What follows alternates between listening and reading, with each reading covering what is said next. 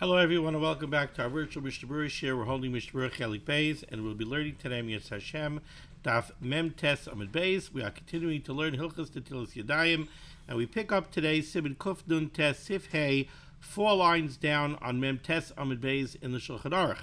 And today we're going to see inside a kula in the halachas of the Keli of Netillas Yadayim that we've spoken about already several times.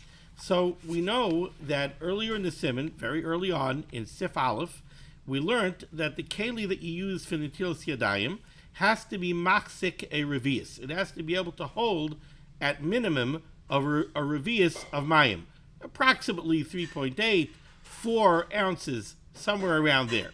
Then in Sif Gimel we learned, that's on the top line of Mem Tes Amud Aleph, we learned that a keli shemachzik revius kishasaim chemaisai.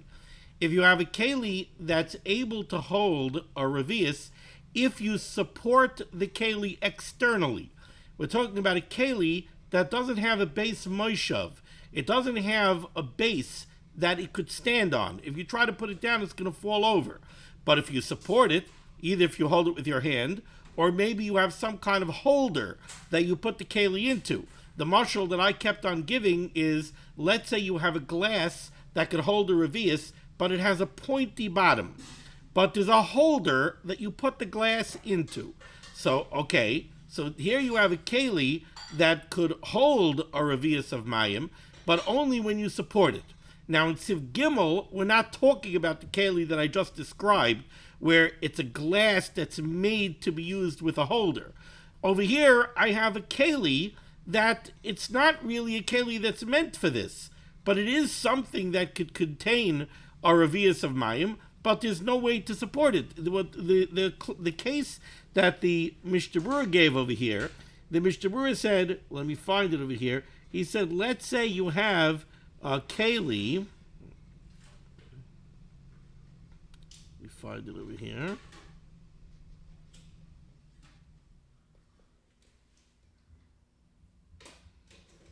yeah, he says like this to Mishnah Berurah, a nice cut in your dalit. In Sif Gimel, when we say that if you have a keli that can hold a revius, but only if you support it, that is not considered a keli, and you cannot use it for the Netillas Yadayim. So in Ois Katan Yodala, the Mishnah Berurah said, "V'hainu kishaloi haisa tchilas tikunai kach." We're talking about a keli that was not meant to be used through external support. Dem haisa tchilas tikunai kach. If it's a keli that's meant to be used with an external support, that's the way this keli was created to be used. So then we're going to see in Sefer that's okay. So in Sif Gimel, what are we talking about? The Mishnah Berurah said, "Elamayri kishenivchas achakach sas mimkaima moishavai." Let's say you have a metal cup, and it's a metal cup that can hold a revius, but the bottom of the metal cup became severely dented, and now the cup cannot stand on its own. So it's a keli that could be machzik a revius. It's still a cup that could hold a revius of mayim, but it can't stand. If you try to put it down, it's going to fall over.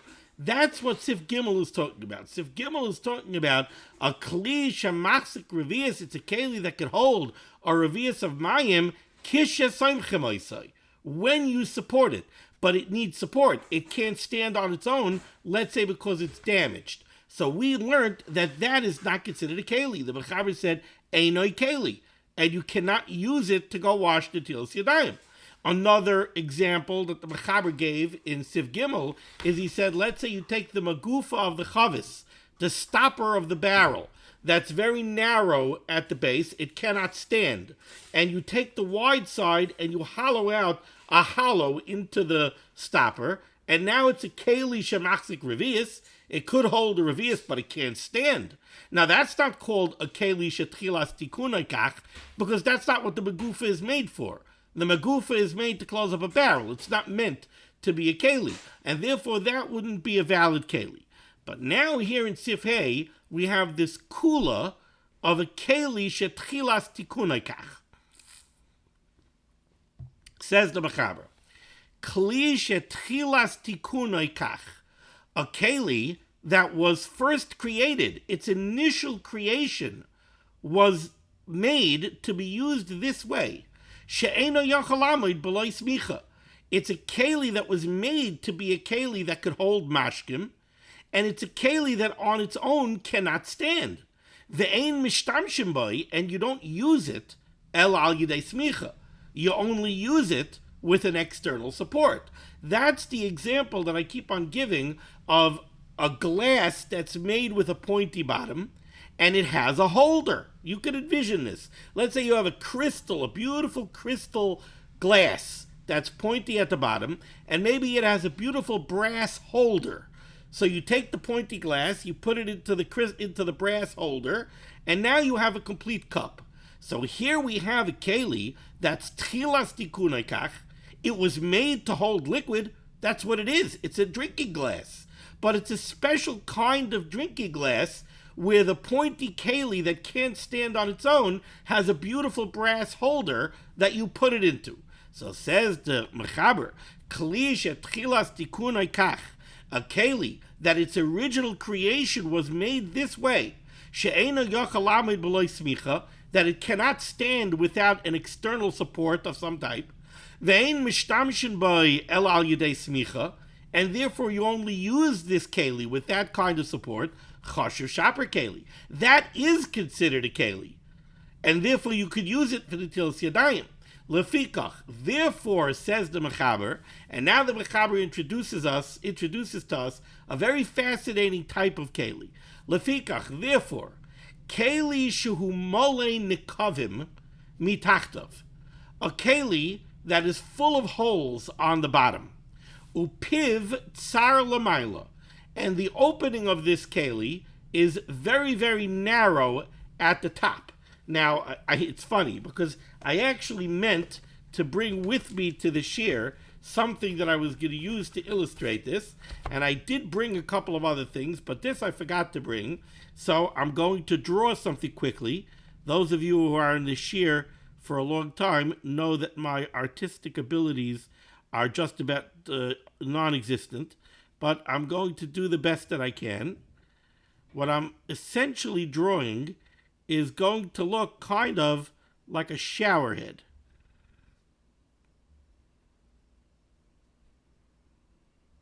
Okay, here we have it.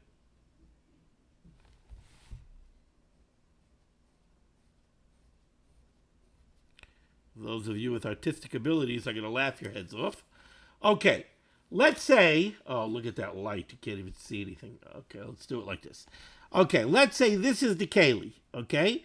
This is the top of the keli, this is the bottom of the keli. You could pour water into the keli from the top. The top is open, you pour water in. Now at the bottom, you see these dots at the bottom. At the bottom, there are a bunch of openings. So could you see the comparison between this and a shower head? That's actually what I was going to bring. I was going to bring to the share a shower head. So you have this keli, you fill it up with water from the top. The bottom is full of holes. So initially, right when you pour the water in, it's going to start leaking. But then you know what you do? You take your thumb and you put your thumb up onto the upper opening. And you stop up the upper opening with your thumb. Now what's going to happen? Now the water cannot leak out of the bottom. Why? Because in order for water to come out, that water has to be able to be displaced by air. In order for the water to come out, the water level goes down, it has to be able to suck air through the opening on top. But your thumb is on top. Now that your thumb is on top, now the keli is holding water. So this is the keli that the Mechaber is talking about here. Says the Mechaber, Lefikach, therefore, Kli shehu mole nikavim mitachtav. If you have a keli that is full of holes at the bottom, upiv tsar lamaila, and its opening is very narrow at the top. Ukishemeniach adam etzboi alav, and if a person will place his finger on top of the upper opening, he'll stop it up with his finger, ein hamayim yoitzim, the water cannot come out of the bottom holes, because it can't suck in air, the water can't be displaced by air. Ukishemesiroi, but when you take your finger off of the upper opening, hamayim yoitzim, now the water is going to go out. Says the Mechaber, muter litol mimenu. You would be allowed to use this keli for Netillas Yadayim. How would you use it for the Netillas Yadayim? You would fill it up, you would close up the top opening with your thumb, position the keli over your other hand, let go, take your thumb off the opening, and now the water will come out onto your hand. So you would be able to use this keli for the Netillas Yadayim, af al pi she'enoi machzik klum. Even though in reality, this keli cannot hold any water. We need a keli that can be machzik or revius. This keli, unless you put your finger over the top opening, this keli can't hold anything. You could stand there pouring water into this keli all day, the water is just going to leak straight out of the bottom holes. So on its own, this keli is incapable of holding any water. But if you put your finger over the opening, now it can. So says the Mechaber, this is the same case as the pointy glass with the brass holder. The pointy glass with the brass holder, it's not a keli that's machzik revius unless you support the keli with the brass holder, or unless maybe you'll hold it with your hand. But the keli alone, the pointy glass, it's not a klisha machzik revius because it's going to fall over. So it's only a klisha machzik revius with external support. But the Mechaber said in the opening of this if it's a klisha tchilas tikunoi kach, if it's a keli that's the way it's meant to be used, it's a keli that's meant to be used with the brass glass holder. So that's the way it's meant to be used. So that is a keli shemachzik revius because it's meant to be used with the external support. So too, says the Mechaber, this showerhead type keli, it's true that if you pour water into it, you don't stop up the upper opening with your thumb, it can't hold anything. But this is exactly the way this keli is meant to be used. The way this keli is meant to be used is fill it up and quickly stop up the top opening with your finger. So it's meant to be a keli that holds a revius of mayim with the aid of your finger stopping up the upper opening. That makes it a valid keli. And again, let's draw the distinction between that and a keli she'ein tchilas tikunoi kach. The metal cup with the dented bottom, now it's not a kli shemachzik revius because it can't hold a revius, it's going to fall over. I could support it. Yeah, but that's not the way it's meant to be used. You're using it in a way that it's not meant to be used, so it's not a keli. The way it's meant to be used is it's meant to be able to stand on its own. This one can't stand on its own because it's damaged. So guess what? It's not a keli.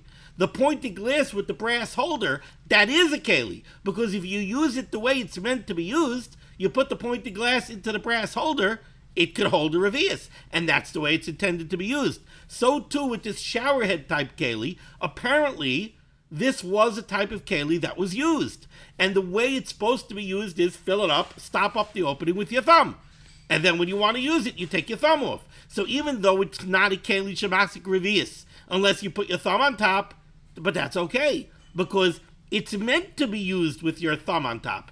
And with your thumb on top, it is machzik revius. So again, the Mechaber said, Lefikach, keli shu moli nekavim mitachtav, a keli that's full of holes at the bottom, upiv tsar l'mayla, and it has a narrow opening on top. Ukishemeniach adam etzbayalav, when you put your finger on the opening, ein hamayim yoitzim, now the water won't go out. Ukishemesiroi, when you take your finger off, hamayim yoitzim, now the water will go out. Motoli told me, man, you could use it for the Netillas Yadayim. Afal pi she'eino machzik klum. Even though the truth is that without your finger on top, this keli can't hold anything. So why is it okay? Because it was designed and made in order to be able to hold mayim when you put your finger on top. That's the way this keli is used. That's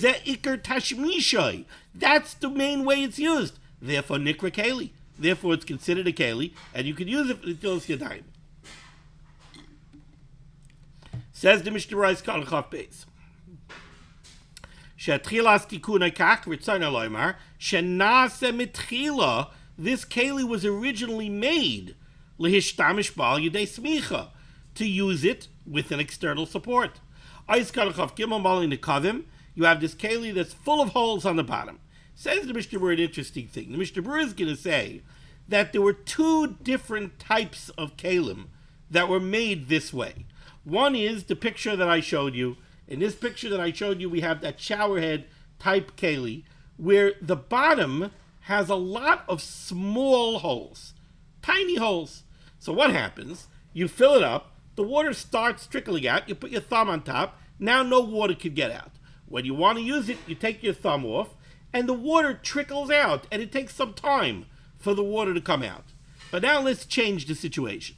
Instead of a lot of small holes on bottom, let's say there's one sizable hole on bottom.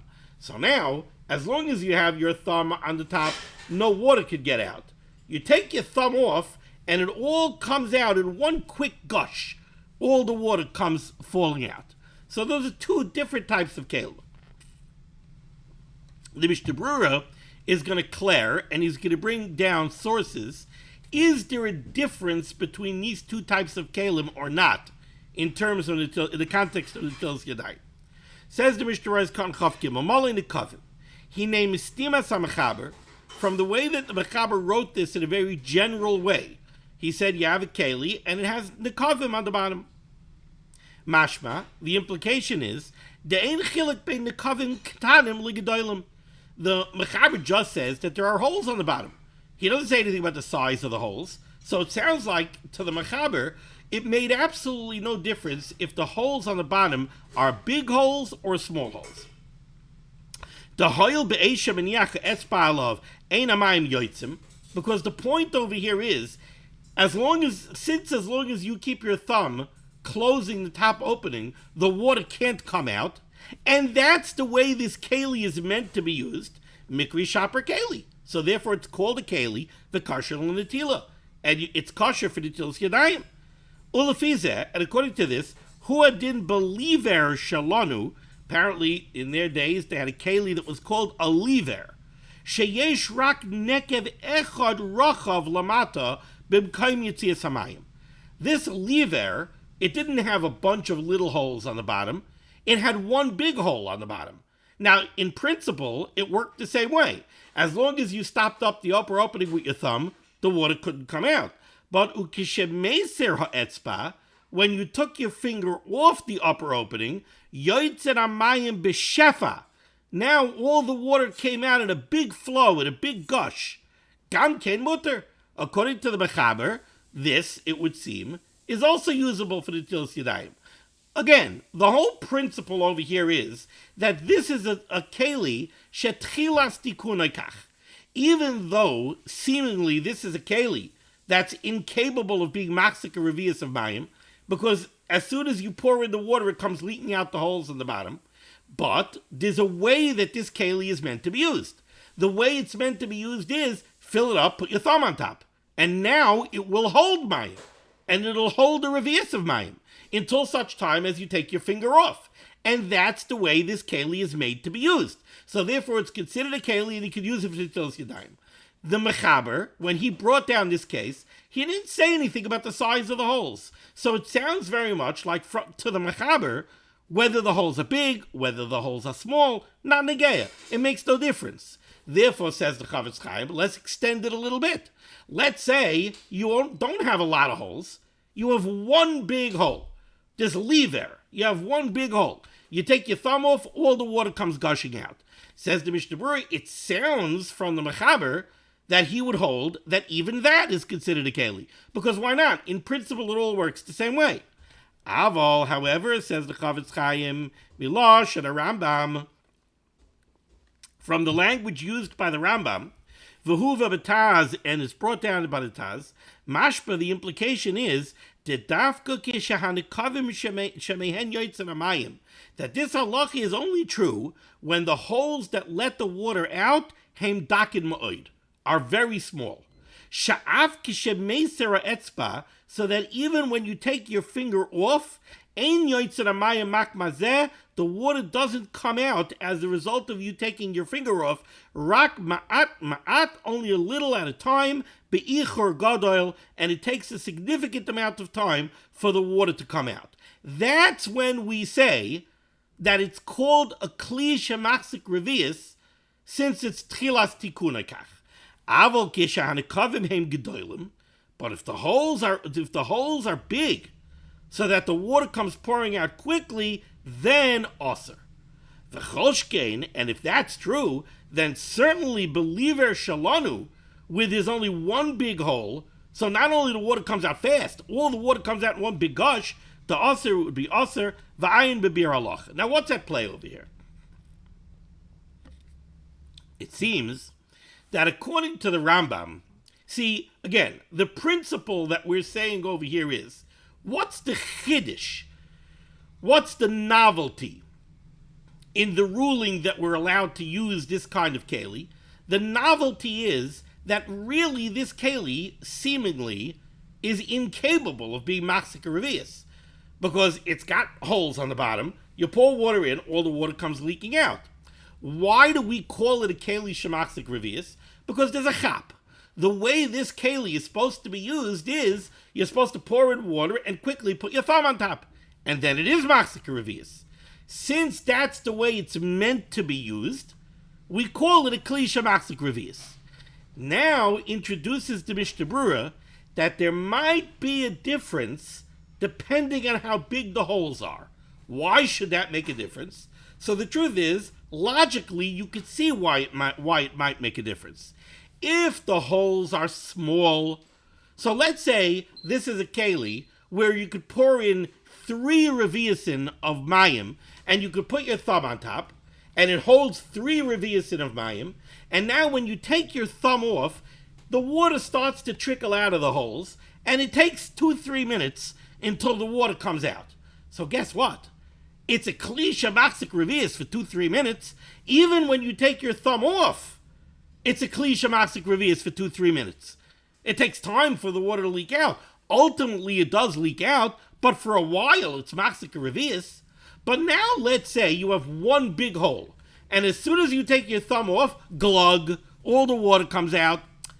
It's much harder to call that a kli shemachzik revius. It doesn't, once you take your thumb off, it doesn't hold the revius even for 3 seconds. It just glugs out. So that's why it could be, he suggests, could be that the Rambam, according to the Rambam, there would be a difference between big holes and small holes. He tells you to take a look at the Bir Halacha, and in the Bir Halacha he says, when we call Makoim, it looks like we could rely on the opinion of the Shulchan Aruch. Acharei daharash v'HaTorah maskimim lahakel v'chein kasav rabbeinu Yeruchim b'shem ha'mefarshim. Achim hanekavim hem gedolim. But if there are big holes, a believer shalanu, or the lever that had the one big hole, nira diyesh lahachmer lechatchila. The Chavetz Chaim suggests that lechatchila we should be machmer, not to use such a keli for the Netillas Yadayim. Acharei de l'dasa Rambam gam le'inyan tuma lechashiv keli. I don't think that this is very negeya to us. I mean, it's halach, it's in the Netillas Yadayim, it's negeya, but I've never seen people use such a keli. Okay. Ois kan chaf dalid, mutter li tal mimenu. Such a keli you're allowed to use because it's considered a kli shemachzik revius since it's tchilas tikunei kach. Now explains the Mishnah Berurah, okay, precisely how would you use it for the Netillas Yadayim? It sounds like you have this shower head keli, says the Mechaber, you're allowed to use it for the Netillas Yadayim. So what do? Fill it up and pour the water out of the top? Says the Mishnah Berurah, no. What does this mean you're allowed to use it? That you position it over your hand. Take your finger off, and let the water come out the bottom the way it's supposed to be used. You can use it in that fashion. The Achronim write, now, giskon, if you think about this word, first I was looking at it, giskon. What's a giskon? Well, let's think Yiddish. So to pour in Yiddish is gis. Megis taran. We pour into the cup. So to gis is to pour. Gis kan. A kan is like a can or a jug. So a gis can sounds like what we would call, let's say you go outside to the garden, you have a watering can. So this is a pouring can, a gis can. So he brings down over here, and I have some show and tell that I'll show you. Kosva Achrayim, the Achrayim say, De'ein lital yadav ma'akli shekarin giskan derech hadad. You should not use this giskan by pouring the water out of the spout. Vahainu, and when we're talking about a spout, we're talking about a spout, masha oisen adad kachatzi agula. When the spout is like a half pipe. Okay? Chatzi agula, meaning very simply like this, where the spout is a half pipe. Okay, for example, I have over here this crystal, okay? Oh, wow, crystal is not the best thing to use on camera, I see. You'd think I'd know that by now. Let's put something behind the spout. Does that help? What might help is actually turning off the light. Let's see. That makes it a little bit better. Okay, you see the spout? The spout is not covered. It's not a pipe like this spout is. You see, this spout is not a chatzi agula. This spout is actually a closed pipe. This spout over here is a chatzi agula. It's opened on top. Okay. So he says like this. The Achrayim write, you should not use the giskan by pouring out of the spout. Now, the Mishnah Berurah is going to qualify this, and he's going to explain the problem. V'davka kishahadad gavoya misafa shel hakeli. The problem of using the spout is if the spout is higher than the rim of the keli. Now, that's actually the case in the crystal that I'm holding. This part over here is markedly lower than the spout, than the opening of the spout over here. The opening of the spout is up here, but the rim of the glass is down here. Now, what would happen if I poured water into this crystal and I held it level? If I pour water into this crystal and I hold it level, as soon as the water gets up to the level of the lowest point of the rim, which is over here, the water is going to overflow and go out. So this part up here, this part is not a kli shemaxik revius. This part of the keli can't hold any water. Because I could pour water in all day long, the water's never going to get up here. The water's always going to overflow from the lowest point. Therefore, if you wanted to wash the Netillas Yadayim from here, using this glass, you can't wash from here. If you wash from here, you're washing from a keli she'eina maxik revius, because this high part of the keli and this spout, which is positioned high up, can't hold a revius of mayim. So where would you have to wash the Netillas Yadayim from? You'd have to wash from here. So you'd have to take it like this, fill it up with water, and pour from here, from the low part. V'davka kisha'adad gavoya misafa shel hakeli. This that they say that you can't wash from the giskan, that's when the spout, which is a half pipe, is higher than the rim of the keli. Umishum de'ena kli maxika mashke rak ad hasafa, because the keli is only capable of holding liquids until the lowest point on the rim. Lachein me'asafa ulamayla, so anything that's above the lowest level of the rim ain't shem keli aleh. That's not called a keli. Aval imadad shavel lisfas hakli. Let's say if that's not the way this was made. Let's say if everything was level, the rim of the keli was perfectly level, and the opening of the spout, it might be shaped like a spout, but the walls of the spout are exactly the same height as the rim of the keli. In that case, says the Mishnah Berurah,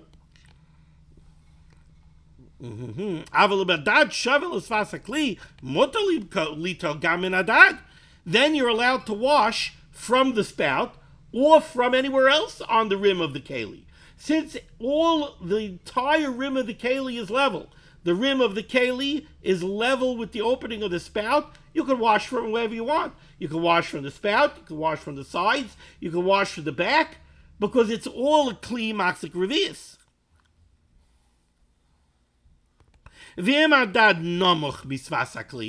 Now let's say you have another case. Let's say you have the rim of the keli is at one level, and then there's a spout that goes down. So the opening of the spout is down here. In that case, says the Mishnah Berurah. Now you're going to have the opposite problem. If the opening of the spout goes lower than the rim of the keli, then you must wash from the spout, and you're not allowed to wash from the rim, because then anything that's higher than the opening of the spout is not machzik revius, because you pour water into the pitcher, as soon as the water reaches the level of the opening of the spout, the water is going to flow out of the spout. The water is never going to go all the way up to the upper rim of the pitcher, and therefore the upper rim of the pitcher is not a kli machzik revius. So he says, if the spout is lower than the rim of the keli, yitol rak derech hadad, then you could only wash from the spout, v'loy me'asafa shel kli, and not from the rim of the keli, because you could only pour water into the pitcher up to the level of the spout. Nimtza de lamayla mizeh, so above that level, ein shem keli aleh, is not called a kli machzik revius. But the Mishnah Berurah says, v'yesh bekilin bazeh, there are those that are makel in that case. V'chol zeh davka kishadad hu kachatzi agula. Now this is only negeya when the spout is like a half pipe, meaning it's not covered, it's opened on top. Aval im hadad hu kishveiferes, but if the spout is like a tube, like this one over here the spout is enclosed. It's not open on the sides, it's enclosed. In that case, says the Mishnah Berurah, afshu boilet limala misvas hakli, even if the opening of the spout would be higher than the rim of the keli, in this case it's level. But imagine this spout continued up. So now you might say, maybe I can't wash from the spout. If this spout would continue up over here, you might argue that this is not a kli shemachzik revius. Why? Because I pour water in, all the water is going to overflow once it gets up to this level. So the water is never going to get up to the level of the top of the spout. You might want to make that argument. Says the Mishnah Berurah, Madadu kishveiferes avshu boilet limayla misvas hakli, mashma b'magen Avram demutar liter alaf derech hadad. The Magen Avram is mashma that you would be allowed to wash even through this spout, even if the spout is higher than the level of the top of the keli. Why? Because since it's closed, the water doesn't easily spill out of it. It contains whatever's in it, and therefore it's considered an integral part of the keli, and even that part is considered a keli. But v'yesh oisrim derech hadad, but there would be those that would aser to wash the Netillas Yadayim from there as well. We're going to stop a little bit early tonight. I'm going to stop over here with Ois Katan Chav Hey, and that's already on the Ramah. So we'll start with this Ramah tomorrow. Thank you so much for joining me for limud HaTorah. The schus of limud HaTorah should be megan against Klal Yisrael. The Rosh should send Yeshua Sefuris Panacha and Shaduchim to all those in need, and we should be zeichet to see the Biaska El Tzedek B'Meher V'Yameinu. Amen. Be well.